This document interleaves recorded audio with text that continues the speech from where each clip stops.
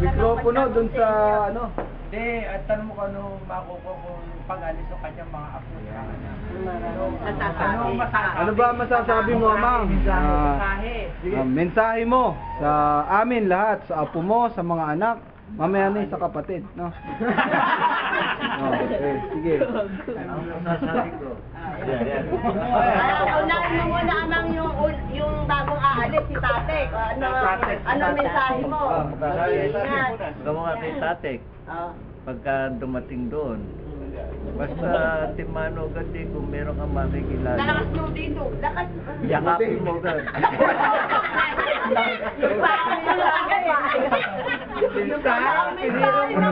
Konting pakasama.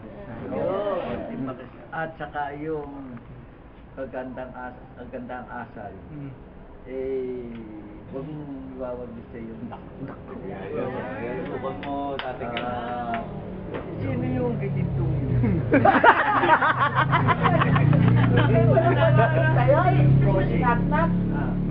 Tagal na yun. Amang, 2 taon na pala. Dalawang taon na silang naglolokohan. Ang inang naman. Okay na. Okay, PJ. Ano mo kay PJ, Amang? Sa akin. PJ, ako naman ang magtatanong sa iyo. Ganun. Kailangan lang arukin mo yung makikilala mo babae. Parang may madalin mo. Barang tayo dyan. Testingin mo lahat. Testing lang. Sabihin niya yung ugali, yung pwede bang maipakasama mo sa magulang. Wari na ang magulang. Alabang parang yun. Alam mo, sa mukha niya, yun. Yan anak ko. Pero ang tanong, Dal.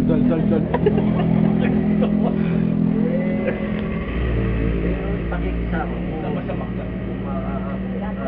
Pwede bang ipakita mo yung picture o video sa... Tingnan nyo na lang yung Ayaw Facebook pa ko. kasi yung kakalispisan ko lang yun. Nakita ba PJ ng Amang? Meron kay PJ. Nakita na.